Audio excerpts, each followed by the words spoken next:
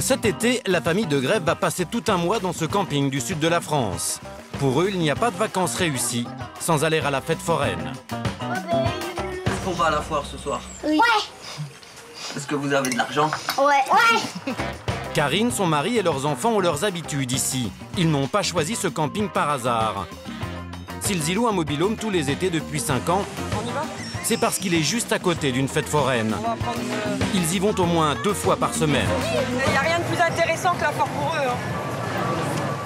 Pour nous, ça nous fait une balade aussi. Et pour les bébés, ça fait de la lumière. La petite famille va s'en donner à cœur joie pendant 2 heures. Les montagnes russes, le palais des rires, la rivière enchantée. Les enfants ont envie de tout essayer. C'est un budget, mais bon, on le choisit. Hein, à chaque priorité, nous, c'est les enfants, donc voilà.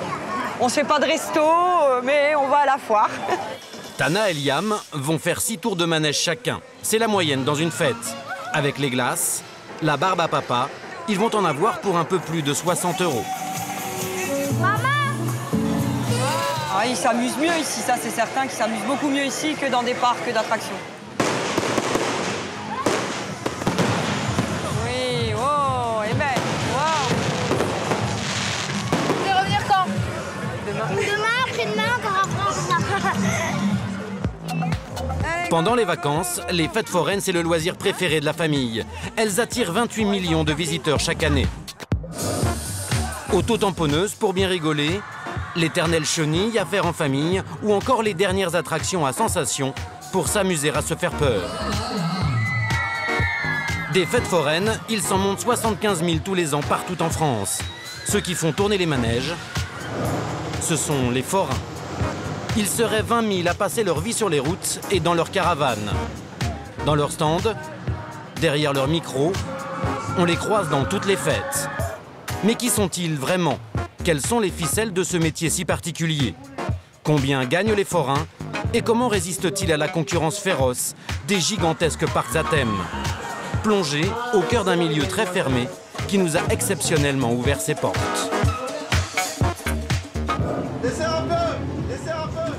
La vie de forain, c'est un énorme déménagement tous les 15 jours. À Montreux, une petite ville de Seine-et-Marne, la fête n'est pas encore tout à fait terminée que certains sont déjà sur le départ. Steve Monnier a commencé à ranger son stand et sa caravane pour aller remonter dans une autre ville. Se déplacer en permanence pour gagner sa vie, Steve a toujours vécu comme ça. Elle va nous rejoindre ou quoi? Ouais. Son père était forain, Merci. son grand-père aussi. Et bien sûr, son fils exerce le même métier que lui. On va à Sens. C'est reparti pour un tour. Ce n'est qu'à 30 km, mais ça demande la même organisation que s'il devait traverser toute la France. Et quand il voyage, il ne passe pas inaperçu. On a 4 camions et on a 2 voitures. 3 caravanes, la mienne, celle de une pour chaque de mes enfants.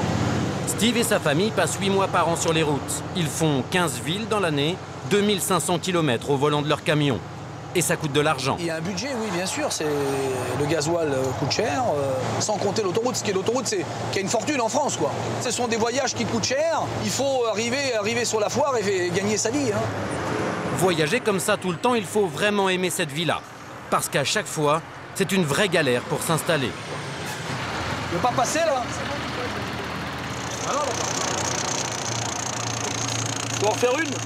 Ah, tu rentres sur la place. Tu rentreras pas là.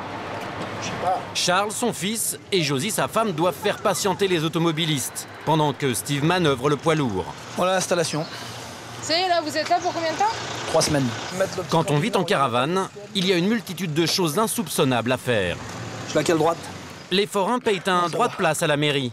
C'est calculé en fonction de la taille du manège, 5 € le mètre carré. Celui de Steve fait 85 mètres carrés, ça va donc lui revenir à 425 €. C'est un budget, mais ici, il est sûr que ça va marcher pour lui. C'est un bon emplacement ici ou pas? Ça peut aller, on est bien, on est au propre. C'est où là, le manège, tu vas le mettre où? Les manèges vont être là tout le long, là. Et le tien, il va être où? En face. C'est une belle foire, c'est une belle fête. Voilà, elle va passer Si là-bas. Steve vient à Sens tous les ans, c'est parce que la fête foraine a lieu en plein centre-ville, sur le grand parking de la mairie. Oui. Dès le départ. Il y aura beaucoup de passages, c'est bon pour les affaires. Si certains riverains du centre-ville se frottent déjà les mains, comme le patron du bistrot du coin.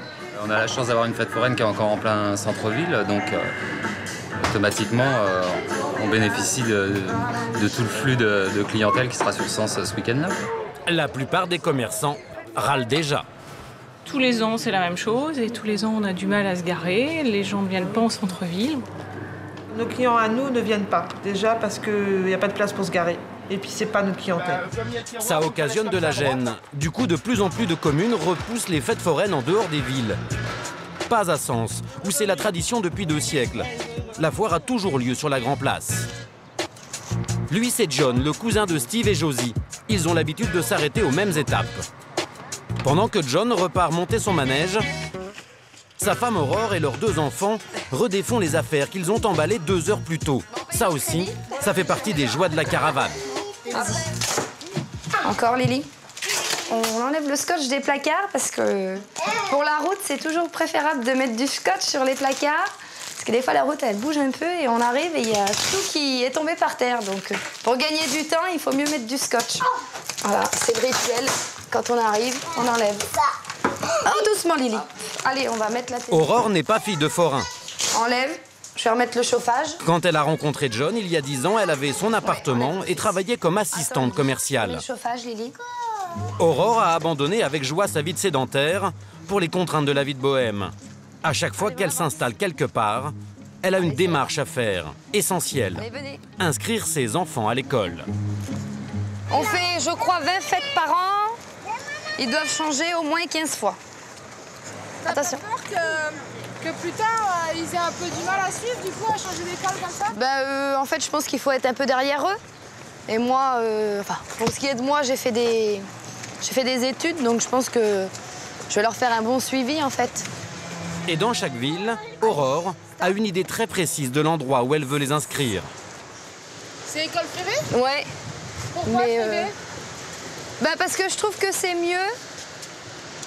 Je trouve qu'ils ont un meilleur suivi, en fait. Ils sont un peu plus... ils s'occupent un peu plus d'eux, je trouve. Viens avec moi et maman, et nous allons garder tes cahiers. Apparemment, ces enfants n'ont aucun problème pour se faire des copains rapidement. Je ne sais pas si on peut dire plus en avance. Ce qui est sûr, c'est qu'ils ont une très forte capacité d'adaptation. Ça, c'est certain. Bien sûr, c'est payant. 78 pour les 2. Pour 3 semaines? Ouais. Ça va, c'est correct. École privée ou pas, rares sont les forains qui font des études poussées. Pour s'en sortir, ils ont mis en place un système d'entraide bien rodé. Les affaires se transmettent entre forains de génération en génération. Chez les Monnier, ils sont forains depuis un siècle. Je me pose même pas la question. Je me demande pas si ça me plaît. C'est un état de fait, c'est tout. Moi, personnellement, je vois pas ce que j'aurais pu faire d'autre. Je suis pas allée à l'école. Enfin, très peu. Donc, non. Non, puis... je sais pas comment expliquer. J'ai rencontré mon mari qui était forain aussi, donc ça c'est pas, on s'est même pas posé la question 2 secondes de ce qu'on allait faire. C'est un peu même les parents qui, à moins qu'il faut exprimer le désir de faire autre chose, mais c'est un peu, comment je t'explique, c'est un peu fait. T'es conditionné de toute façon. Dehors. Et sa fille Lisa ne devrait pas échapper à la tradition. Elle va bientôt se marier. Ça passe. C'est le fiancé de Lisa. D'accord. Bonjour. Voilà. Bonjour. Et tu étais forain toi aussi? Oui, moi aussi. Mais ça facilite aussi les choses, parce que si elle se marie pas avec un forain, après comment qu'elle fait? Oui, étant donné qu'elle a fait des grandes études. Non, mais ça facilite les choses. Est-ce que lui, il voudrait bien... Est-ce qu'elle voudrait s'adapter à son mode de vie et... S'il est sédentaire? Voilà, et vice-versa. C'est quand même... ça a quand même rien à voir, quoi. C'est un mode de vie vraiment différent de tout le reste. Hein. Et puis quand elle se marie, tu lui donneras un manège en fait, c'est ça? Oui, je sais pas. Je sais pas. T'es là pour la dot, toi, je le sens bien comme ça, là. Non, oui, on les aide, de toute façon, on les aide. Quand c'est la fille, en général, c'est la caravane, et quand c'est le garçon, c'est le manège ou le camion, ce qui sert, le matériel qui sert à travailler. Je sais pas. C'est la coutume. Comme ça, on est sûr que les manèges resteront dans la famille. Il y a un autre avantage non négligeable à ce système. Les enfants aident les parents sur le stand. Ils apprennent le métier et en plus, les Monnier n'ont pas besoin d'engager de salariés supplémentaires. Bon, Moi, je préfère travailler avec mes enfants qu'avec des étrangers. J'ai pas assez d'argent pour avoir des salariés. Il faut les déclarer, il faut les payer. Il faudrait que ton entreprise soit rentable. Tu les payes pas tes enfants? Bon, non. Bah, attends, c'est un minimum quand même. Vous êtes pas payés, Bah, ça risque pas. Ils sont nourris, logés, blanchis, ils ont une argent de poche et puis voilà. Travailler avec ses enfants, c'est toléré par la loi. Et pour les forains, c'est la règle numéro 1. Il faut être solidaire. L'oncle Serge connaît bien ses codes propres aux forains qui régissent le clan. À 64 ans, il fait figure de patriarche. Il a commencé à une époque où le métier était tout à fait différent. Mon père présentait également des phénomènes. Le géant, Atlas. La femme la plus grosse, Zizi la Corésienne, 200, presque 300 kilos. Serge a bien connu cette époque, le temps où tous les trucs étaient bons pour attirer le chaland. Quand il rentrait dans la salle, dans la baraque, il y avait un grand rideau rouge. Le bonimenteur était là. Mesdames, mesdemoiselles, messieurs, vous allez voir pour la première fois dans votre vie, réellement, l'homme chauve-souris. Et vous verrez, il n'y a aucune supercherie. C'est réel. On a fait venir les plus grands professeurs d'histoire naturelle. Alors les gens attendent naturellement. Et maintenant, je vous présente l'homme chauve-souris. Il tirait le rideau rouge. C'était un homme qui était chauve, qui passait sa tête dans un cadre nu, et il souriait. Mesdames, mesdemoiselles, messieurs, vous ne pouvez pas dire le contraire. Vous avez bien vu pour la première fois dans votre ville l'homme chauve-souris. Et ils étaient contents? Et les gens, ils étaient crédules, les gens, ils étaient contents, ils applaudissaient. Ça, c'est plus possible, parce que l'époque, avec tout ce qu'ils voient maintenant, vous pensez bien, ils casseraient le stand, ils briseraient tout. Pendant 40 ans, il a exploité le même manège. Il l'a ensuite donné à son fils. Aujourd'hui, il touche une petite retraite d'artisan, 500 € par mois. Il est obligé de continuer à travailler. Et puis, ce que vous voyez là, mes petits ballons, ça me sert à me payer mes cigarettes, aller boire un verre avec les copains.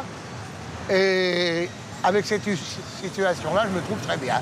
J'aurais peut-être pu créer ma retraite si j'aurais vendu la ferre à mon fils. Je ne veux pas vendre la ferre à mon fils où il est des traites énormes, vu les conjonctures actuelles, parce qu'il l'aurait très dur. Alors si moi je suis dans l'ennui, je sais que mon fils ne va pas m'abandonner. Comme moi, je n'ai pas abandonné mes parents. Le manège, c'est important. Mais quand il prend sa retraite, le forain transmet quelque chose de plus rare, de plus précieux à ses enfants. Ce sont les emplacements sur les fêtes foraines. Problème, il y en a de moins en moins de libres. On peut aller où on veut, mais au risque d'arriver et de ne pas avoir d'emplacement pour gagner sa vie. C'est le problème. Il faut... Puis maintenant, il y en a de moins en moins. C'est la difficulté du métier maintenant, c'est de trouver des emplacements. Normalement, c'est la mairie qui attribue les concessions. Et toutes les places sont prises. Alors quand on n'est pas fils de forain, comme Anthony, et qu'on se lance dans le métier, c'est plus compliqué. C'est donc le règne de la débrouille. Là, il remplace un forain qui est tombé malade et qui ne veut pas perdre sa place pour l'année prochaine. Ils se sont donc arrangés. Ce qu'on peut faire entre forains, c'est qu'on y fait une location de place. La place, il nous la prête. En récompense, on lui donne un billet de 200-300 €. Voilà, ça récompense qu'il est content. Et nous, ça nous permet de travailler aussi, parce que s'il n'y aurait pas ça, dans les villes, on ne monterait pas. Ce n'est pas vraiment officiel, mais la mairie ne se mêle pas de leurs affaires. Les forains ont pris l'habitude de régler toujours leurs problèmes entre eux. Tiens, Jason, il y a vendredi, il y a une réunion. Ça peut paraître étonnant, mais chaque fête foraine a son patron. Il est élu par les forains. À Sens, ils sont deux. Frédéric et Chris sont les organisateurs en chef. Il y a une réunion vendredi. Combien déjà? Attends, je peux pas être partout, hein. Ils ont un joli titre, ils sont présidents. Tu vois. En réalité, aujourd'hui, ils sont de corvée. Il y a 500 affiches publicitaires à coller.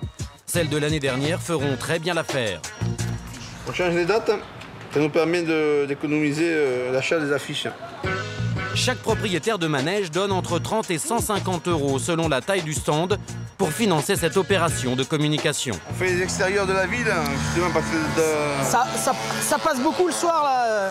Ici, il y a beaucoup de circulation, et puis bon, à l'intérieur de la ville, c'est pas nécessaire parce qu'ils nous voient. Mais aujourd'hui, leur mission va un peu se compliquer. On a perdu les affiches en rouge. C'est pas possible. On avait fermé. C'est pas possible. T'as fermé quoi? Et fermé comme ça, mais on n'a pas attaché. j'ai pas fait gaffe. Comment on fait? Mais regarde là, Il y en a pas là, attends. Mais si, ils n'ont pas dû tomber loin. Finalement, il les retrouve. La fête est sauvée. 300 000 visiteurs sont attendus. On va te payer pour rien faire. C'est moi qui fais tout ici. Frédéric a travaillé pour la communauté. Maintenant, les autres forains vont redevenir des concurrents.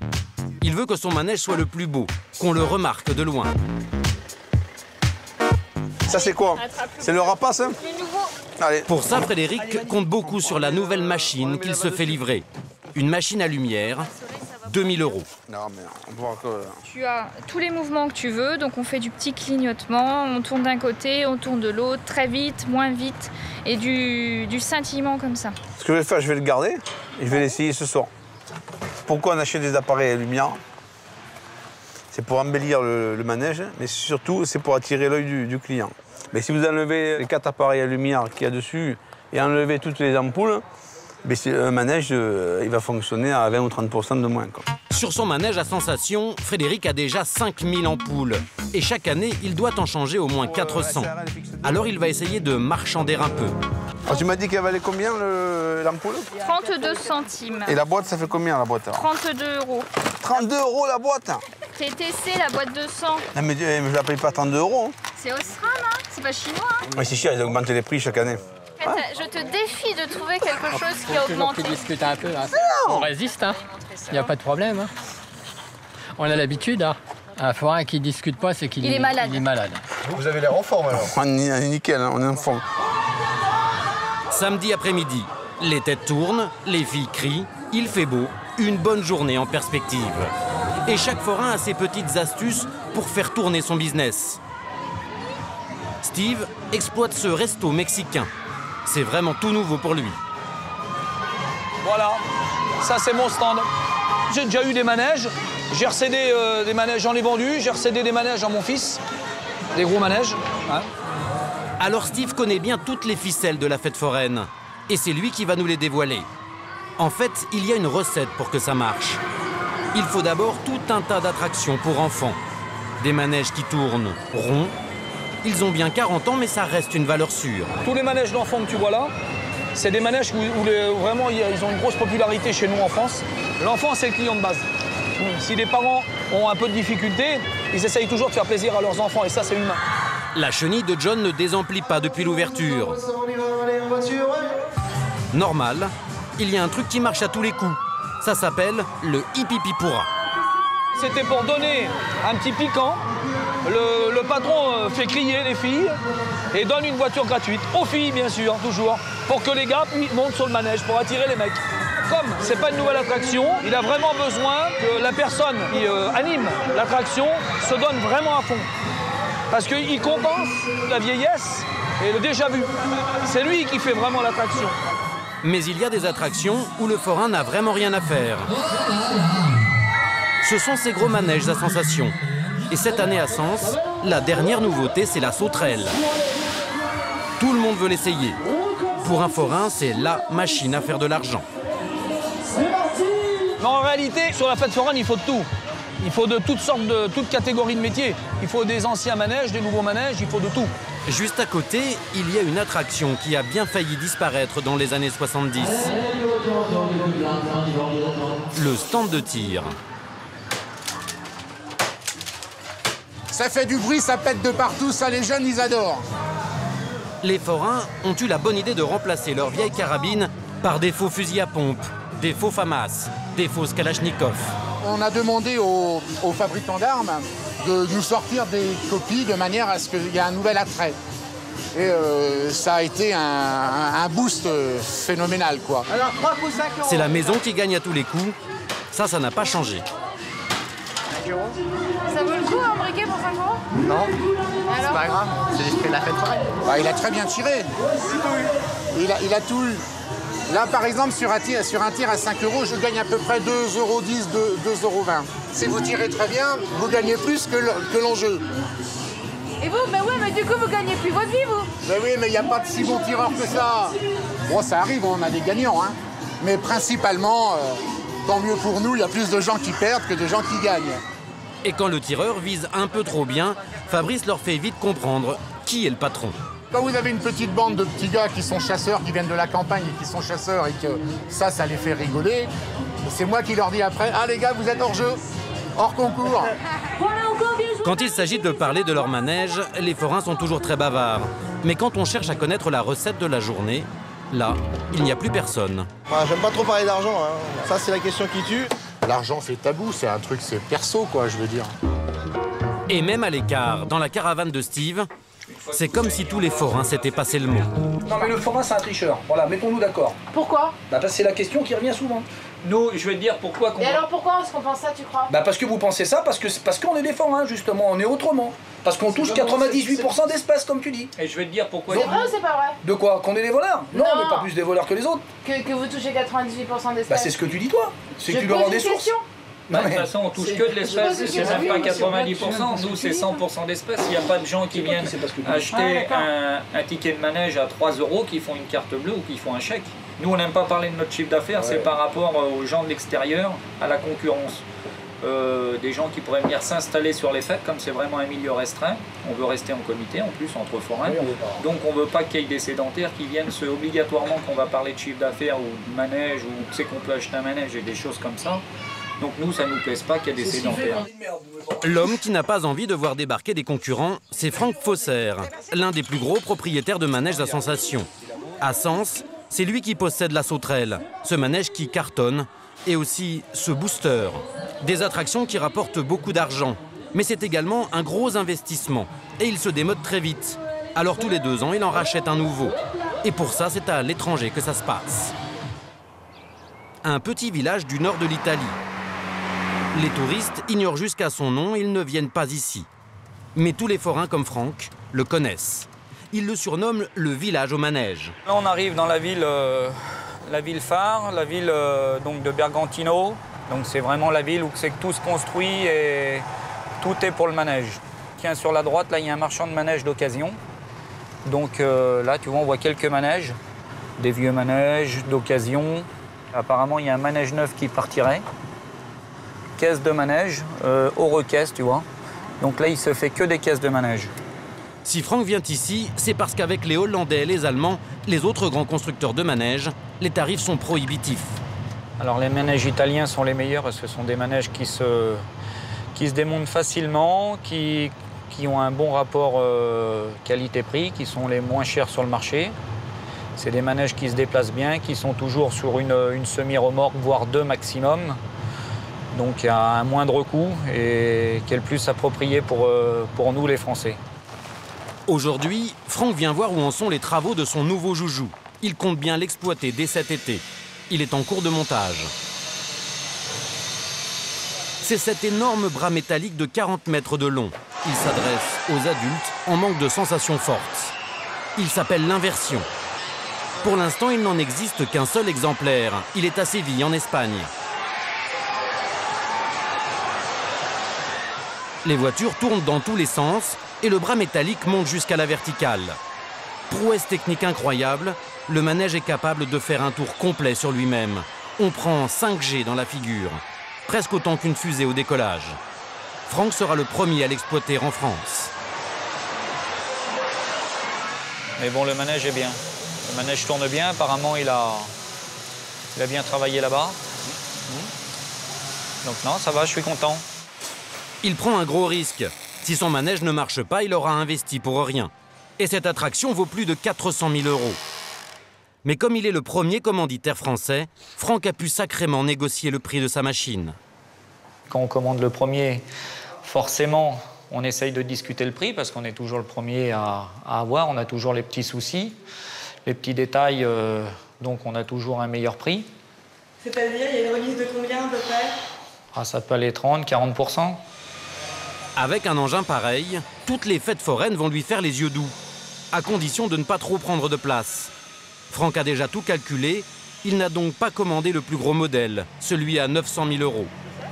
Si c'est trop gros, on ne rentre plus dans nos emplacements dans les villes. Donc on a des emplacements à peu près qui sont de 20 par 20. Donc, et plus ça va, plus ils restreignent les emplacements. Donc on essaye toujours de trouver le plus gros manège avec le minimum d'encombrement. Pour son nouveau manège, il doit faire fabriquer une petite baraque pour abriter la caisse. C'est une autre entreprise de Bergantino qui les fabrique, mais la mauvaise surprise. Bon, j'aurais cru qu'elle aurait été un peu plus avancée. Hein. Un peu déçue, mais bon. Elle est loin d'être prête. Ne me demande pas si ça va. Non. Non, bah non, ça va pas. Ça va pas du tout. Ça va pas du tout. Demain soir, lundi, il est soulevé. Non, pas de problème. Oui. Pour toi, c'est pas un problème. Hein? Pour toi, c'est pas un problème.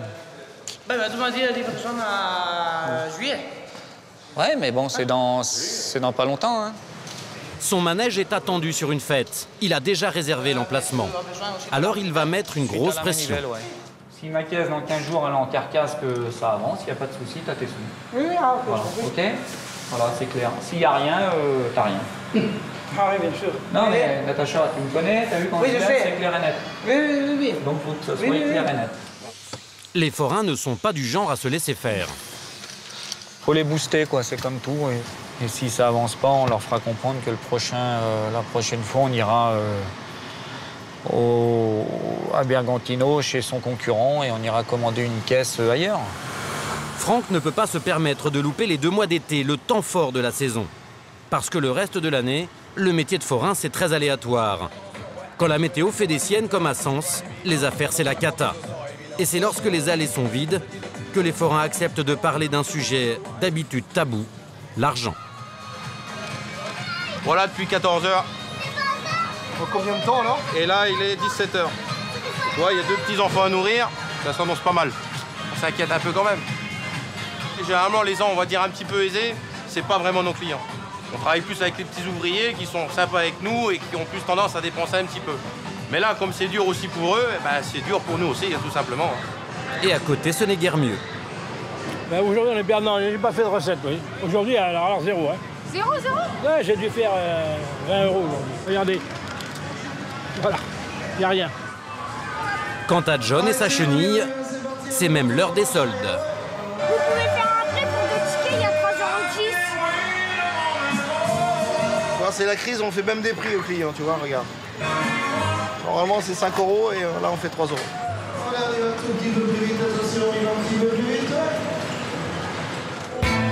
Pour Steve et son stand de spécialité mexicaine, c'est une très mauvaise journée. Bon, c'est une journée de semaine, quoi. Ça fait partie de la fête foraine. Il y a des jours où on gagne notre vie et il y a des jours où malheureusement, aujourd'hui, il y a beaucoup de préparation, mais vous voyez, comme là, on a préparé beaucoup de pain, tout ça, bon, tout ça, ça va aller à la poubelle. Voilà, il pleut, vous voyez. Et étant donné que la pluie fait fuir le client, on fera plus de bonheur que d'habitude. C'est peut-être étonnant, mais vous allez voir que sur une fête foraine, ce ne sont pas forcément les manèges qui gagnent le plus d'argent. Aujourd'hui, Gérard Poczk est en plein démontage, à une centaine de kilomètres de Sens. Sous ses faux airs de manutentionnaire, il est en réalité le propriétaire de l'une des plus grosses affaires de la profession. Il fait 3 millions d'euros de chiffre d'affaires. Aujourd'hui, son convoi de plusieurs poids lourds se rend à Amiens. Il y a 100 tonnes de matériel. Il en a bien pour 4 jours à tout installer. Son affaire, c'est tout un barnum à mettre en place.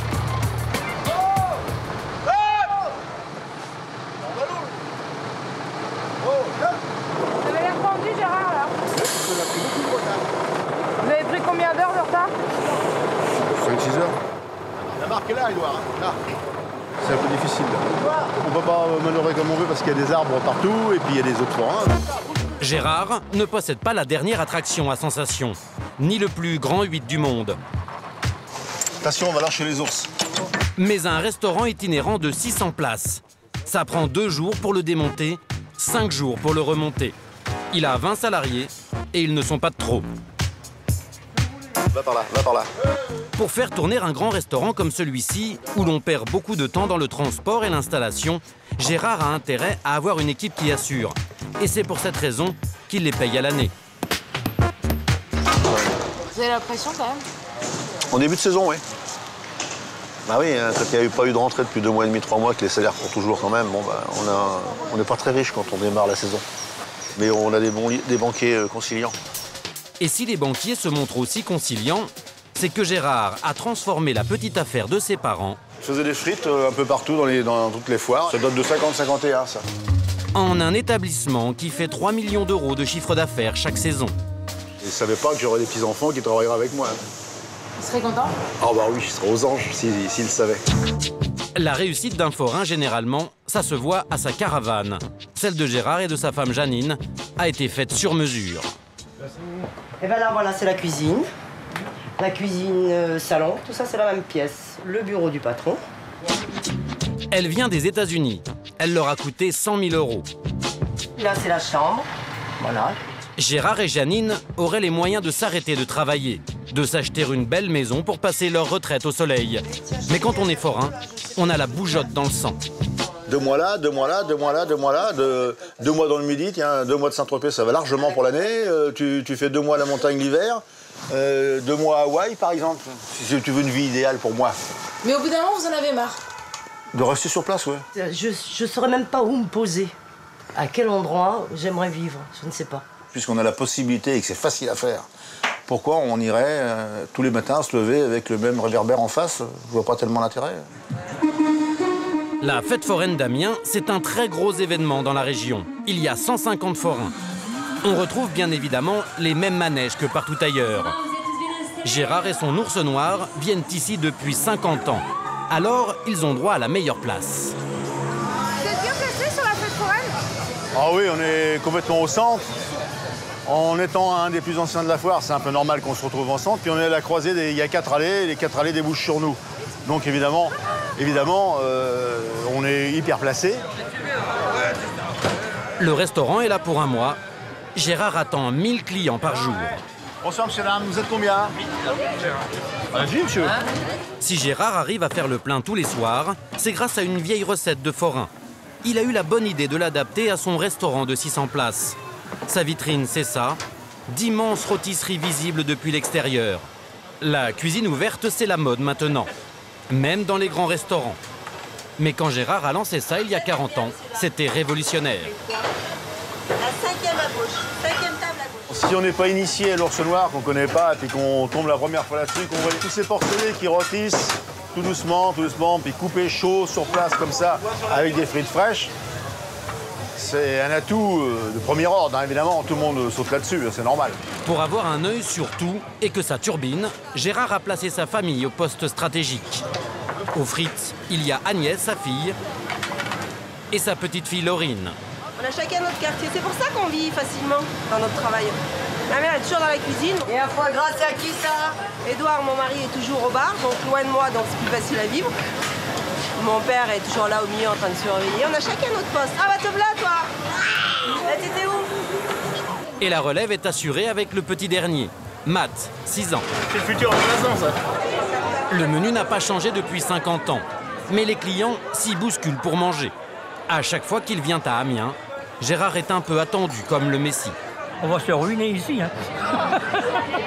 C'est nettement meilleur que dans des grands restaurants, soi-disant réputés. Tous les ans, nous venons environ 10 fois. Nous sommes des habitués depuis quelques dizaines d'années. C'est bien dommage que ce ne soit pas à l'année sur Amiens parce qu'il me vient souvent. Hein. Gérard a une autre analyse. C'est justement parce qu'il n'est pas là tout le temps qu'il cartonne. Faut pas croire que si on faisait ça à longueur d'année dans un endroit précis sédentaire, ça fonctionnerait de la même manière, ça n'existe pas, hein, ça peut pas. On condense en un mois et demi, toute la clientèle potentielle d'un an. Hein. Donc tous les gens qui sont intéressés par ce qu'on fait, bah, ils viennent dans un court laps de temps, ce qui fait que c'est intense. Gérard a aussi compris autre chose. Le cochon, c'est 14,90 €. 14,90 € le plat, il a fait en sorte d'adapter son prix à la clientèle des fêtes foraines. On sait bien qu'on doit faire des tarifs minorés, on ne peut pas faire des... On n'est pas à Cannes, hein. On est dans un milieu populaire, sur la fête foraine, par essence. Hein. Bon, bah, on se modère dans les tarifs, évidemment. Hein. Il est 1 h du matin, les manèges sont arrêtés, la fête a fermé. Pour Édouard Legendre, c'est l'heure de faire les comptes. C'est vraiment en dents de scie chez nous, les recettes. Hein. Mais en final, d'une foire sur l'autre, on est toujours en petite progression. Donc. Selon nos informations, l'ours noir aurait fait 15 000 € ce soir-là. Un chiffre d'affaires à faire pâlir de jalousie n'importe quel autre restaurant.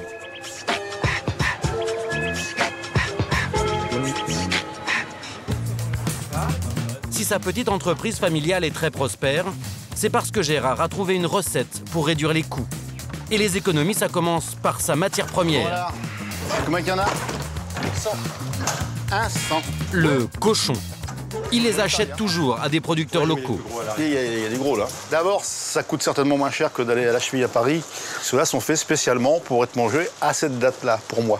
Donc j'ai tout intérêt à avoir des producteurs régionaux là où je passe pour trouver le porcelet qui me va, quoi. Ils lui reviennent à 90 € pièce. À Rungis, ce serait le même prix, mais il faudrait y ajouter le prix de la livraison, soit 300 € pour 100 cochons. Ça n'a l'air de rien, mais quand on en écoule 200 à 300 par semaine, comme Gérard, à la fin de l'année, ça représente pas moins de 15 000 € d'économie. Et dans le cochon, tout est bon. Avec leur tête, Janine fera du pâté. Depuis 35 ans, elle ne laisse le soin à personne d'autre la préparation des terrines, foie gras et autres civets de lapin.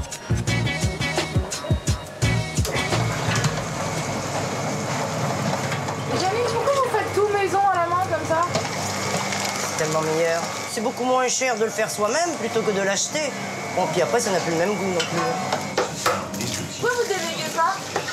Si Agnès, elle m'aide tous les matins. Ça reste la famille, mais vous voulez pas prendre un salarié à le faire? Non, je donne pas mes recettes à personne. Si vous vouliez faire du surgelé, vous pourriez? On ne va pas transporter du surgelé de là à là. Ça se fait pas. Je suis étonné que ça coûte plutôt moins cher de faire du frais, autant faire du frais, et puis c'est le meilleur. Hein. Jamais de surgelé, même les frites sont préparées à la main. 175 kg de pommes de terre à éplucher tous les jours. Les frites maison, c'est meilleur bien sûr et c'est surtout plus économique. Fabriquer moins cher, pour vendre moins cher, c'est tout simple. Mais pour arriver à faire 3 millions d'euros de chiffre d'affaires, ils doivent vendre beaucoup. Est-ce qu'il faut faire beaucoup de clients, donc avec des prix corrects, ou alors limiter les clients en les assaisonnant? Non, je crois pas. Vous vaut mieux faire beaucoup de clients? Bien sûr. Pourquoi? Il y a du mouvement, ça bouge, on fait des quantités. Quand l'établissement là est plein et qu'il y a la queue, c'est quand même... C'est valorisant. Hein. Quelque chose.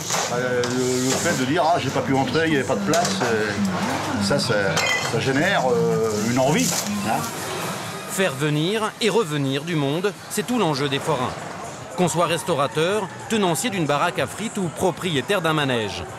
Mais il y a 25 ans, les fêtes foraines ont vu apparaître de nouveaux concurrents et ils sont redoutables. Les grands parcs d'attractions, Parc Astérix, Disneyland Paris, Walibi. Leurs manèges sont encore plus imposants, plus sensationnels. Les visiteurs y viennent par millions. Alors comment les forains s'organisent-ils pour résister toujours et encore à l'envahisseur? Cette grande villa avec piscine dans le midi de la France, c'est celle de Serge Ramoin, 58 ans. On ne le croirait pas à le voir comme ça, mais Serge est forain. S'il a posé ses valises après 20 ans à tenir des manèges dans toutes les foires de France, c'est pour ses 2 enfants. Moi, je me suis sédentarisé. Pourquoi? Parce que j'ai voulu donner une éducation un peu différente, assurer des choses plus importantes à mes enfants au niveau... Parce que, vous savez, tous les problèmes qu'il y a sur les fêtes foraines, c'est énorme. Les villes, elles expulsent en dehors des communes ou donnent des emplacements qui sont tellement loin que c'est plus rentable pour le forain. Donc tu dis, bon, mais qu'est-ce que tu laisses à tes enfants? À ses enfants, il va leur laisser le plus grand parc d'attractions forains de France. Il a mis 25 ans pour le construire, manège après manège. Serge n'a peut-être pas fait d'études, il s'est arrêté en classe de 6e. Mais il a le sang ciné des affaires. Ce terrain, acheté à Vias-Plage, à côté de Béziers, il ne l'a pas choisi par hasard. Là, tu as un camping. Là, tu as un camping. Là, tu as un Il y a 32 campings autour de lui. C'est sa clientèle numéro 1. Voilà. Là, on est entouré de terrains de camping. Et petit attrait supplémentaire. Mais il est bien situé parce qu'on est à proximité d'autoroute. Donc, comme il y a une clientèle qui, sur à peu près 70-80 km autour, reviennent, donc avec des accès d'autoroute faciles. Pour cet été, Serge aura 82 attractions. La plupart appartiennent à des forains qui viennent de la France entière. Ça lui rapporte 80 000 €. Et pour les faire tous rentrer, pas question de se tromper sur les emplacements. C'est un 30 mètres, c'est pas mesuré pour mettre tes forains en place. Pour qu'il n'y ait pas de problème entre eux. Voilà. C'est pour éviter qu'ils se mettent n'importe comment et puis qu'il faut faire rebouger. Parce que quand tu es installé, s'il y a une erreur de 5 cm, c'est pas grave. Mais s'il y a une erreur d'1 mètre, ça rentre pas. Serge a eu cette idée de fête foraine fixe en 1985 quand il a entendu dire que Disney voulait ouvrir un parc à thème en France. À l'époque, il n'a pas beaucoup d'argent, 45 000 €. Il est mignon. Mais il a un atout pour lui. Il est du métier. Alors il sait où dénicher les manèges d'occasion pour pas cher, comme ce grand 8 à double looping. C'était une super affaire. Ce manège-là, le Roloop, là, ça a été acheté dans un parc qui a fermé, qui a faillite. Vous l'avez acheté d'occasion? D'occasion. Et on l'a refait de A à Z.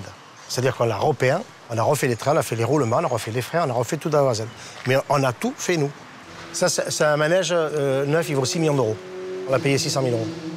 Voilà. 10 fois moins. Les tours que tu vois là-bas derrière, c'est trucs qu'on a récupérés d'un parc qui a fait faillite. Voilà, on l'a repeint, on est en train de l'habiller tout en bois. Le bois, on devait le jeter. On avait de la place, vous voyez, on l'a récupéré comme ça. Voilà. Et là, maintenant, on fait les décors avec. Pour lui, il n'y a pas de petites économies. Rien ne se jette. Tout se transforme. Tout ça, c'est toute la récupération.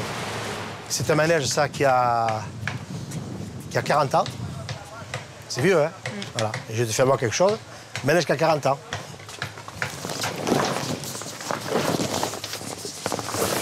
Dis-moi où tu vois les 40 ans. Et ça a été fait pas par les professionnels. Tout ça, ça a été fait par notre équipe. C'est nous-mêmes qu'on fait. Ça, par exemple, c'est mon frère qui peint tout. On peint, on soude, on fait de la résine, on fait du polyester, on fait du béton, on fait tout. Et nous, en faisant le travail nous-mêmes, l'entretien nous-mêmes des manèges, ça coûte moins cher. En plus, un manège nous appartient. Donc, on n'a pas d'intérêt à ce qu'il soit en panne. Parce qu'un manège en panne, c'est un manège qui ne te rapporte pas. Et même quand il est obligé d'acheter du neuf, Serge arrive encore à s'arranger. Anthony, son fils, est allé chercher des quads pour enfants en Espagne. Parce que là-bas, ils valent 2 fois moins cher. En plus, Anthony a réussi à négocier un peu sur place, sur chaque véhicule. Ah, vous avez gagné 5 €. Non, 300 par quoi? Non, plus 15. Et non, 350 j'ai payé. 360 au début. Ah ouais? Ah, c'est bien, ça aura payé l'essence. Et en fin de saison, on les revend. Bon, allez, on va charger tout ça. Et ça, tu vois, par exemple, c'est un parc d'attraction, un parc sédentaire, ils ne font pas. Ils envoient des gars, ils font un transporteur, etc. Et c'est là que ça monte. Serge a beau critiquer les parcs à thème, il s'inspire beaucoup de leur façon de faire. Tous les ans, par exemple, il se débrouille pour avoir une nouveauté. Cet été, il compte beaucoup sur ce baraquement qui, pour l'instant, ne ressemble pas à grand-chose. En fait, c'est un simulateur de 24 places, le dernier cri en matière de sensations fortes virtuelles. Chaque année, vous investissez dans un nouveau manège, pratiquement? Quasiment chaque année, des fois même 2. Pourquoi c'est important de réinvestir chaque année? Mais pour une image de marque déjà, et puis pour présenter un nouveau produit. Si on ne présente pas un nouveau produit, automatiquement, les gens se lassent. Ils savent que chaque année, ils vont venir, ils ont ceux qu'ils ont vus l'année dernière, et puis ils auront un nouveau produit qu'ils n'auront pas ailleurs. Ce qu'il faut trouver, c'est le produit qui n'est pas ailleurs. Ou alors, celui-là, il n'y est pas. Celui-là, c'est le seul en France comme ça. Les fauteuils bougent dans tous les sens. Avec les lunettes 3D, on a l'impression de faire partie du film. Serge l'a acheté au Canada. Et là encore, il a obtenu une grosse ristourne. Comme certains financiers, il a joué sur les taux de change. Ça, c'est un investissement de 300 000 €, le manège. Voilà. Et encore 300 000, c'est pas cher. Et c'est pas cher. Parce qu'à l'époque où on l'a acheté, disons que le dollar était super bas. On a voulu traiter en euros, donc on a maintenu de traiter en euros, et ça nous a fait gagner 30 centimes par euro. Donc on a gagné plus de 20% sur l'achat du manège. Une fois les décors et les lumières installés, ce devrait être la star de la fête cette année. Il n'y a pas les reliefs dessus, là? Ça vient après? Ah ouais? Tu les as fait ou pas? Tu me fais peur, hein?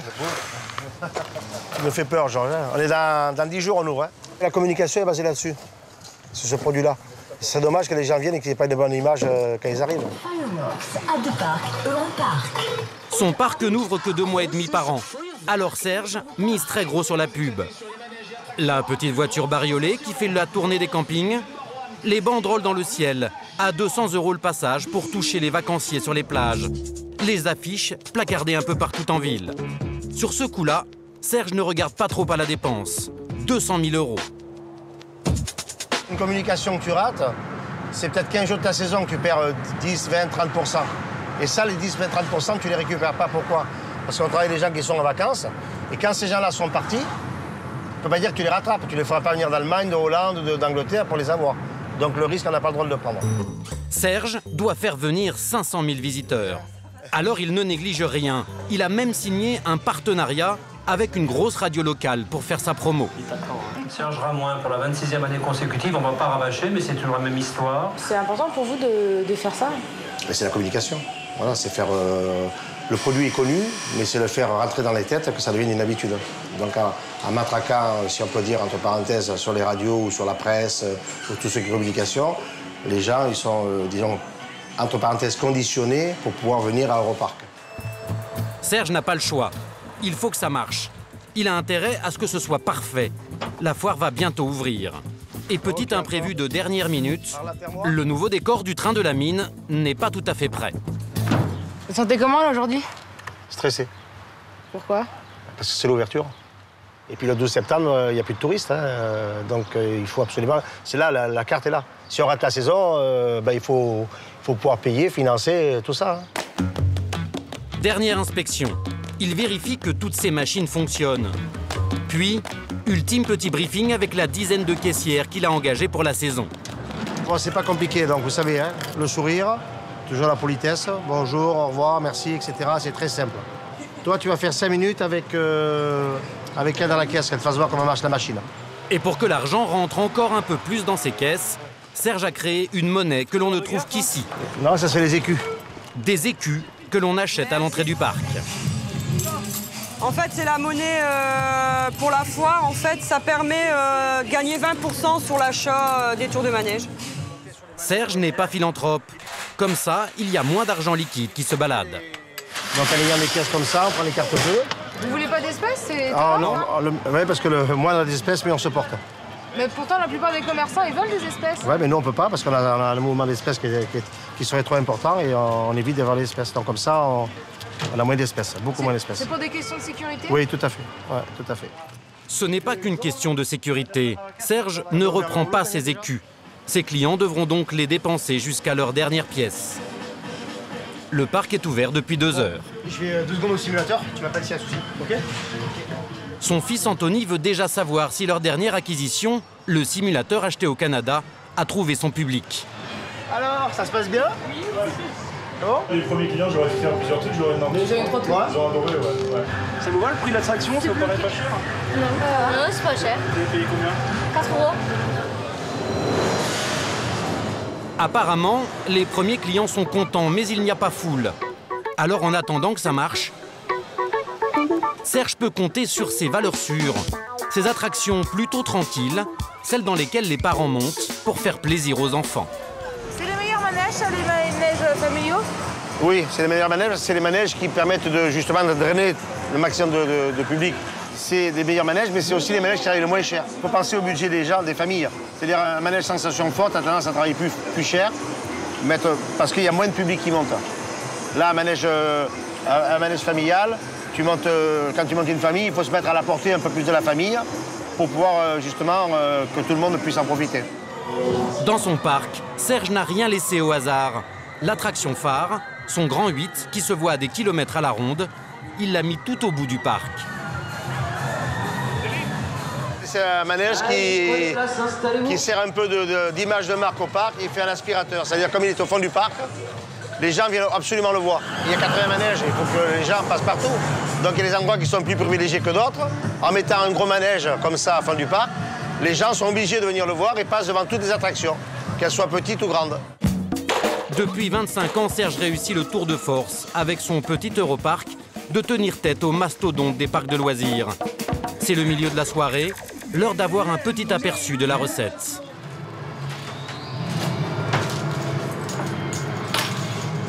Filmez pas trop les filles, s'il vous plaît, elles se fassent pas emmerder. Si Serge arrive à s'en sortir malgré la crise, c'est parce qu'il prend même les chèques vacances, ces petits bouts de papier, pour aider les salariés à partir en congé et qu'ils ne payent que moitié prix. Il est le seul forain à faire ça. Si on n'a pas la carte bleue, on n'a pas chez les vacances, je pense qu'on aurait un chiffre d'affaires qui serait vraiment en difficulté. Le but, c'est justement de pouvoir prendre l'argent où il n'y a pas l'argent. Ouais. Les chèques vacances, ça représente maintenant 10% de son chiffre d'affaires. Et quand il en a le temps, le petit plaisir de Serge, c'est de se mettre derrière les manettes de son grand 8. Allez, je vais vous régaler ce soir, hein, comme un petit coup, c'est bon. Jouer les animateurs, comme au bon vieux temps. Allez, c'est l'arrivée, mesdemoiselles. Tout va bien. C'est mon refuge. Voilà. Là, je reviens à la base. Forain. Cette saison encore, il ne faut pas que la roue tourne. Serge doit divertir ses clients et leur donner envie de revenir pour que sa petite entreprise fasse les 3 millions d'euros prévus. Chez les forains, la fête ne s'arrête jamais, le travail non plus. C'est toujours reparti pour un tour. Allez, encore un petit coup.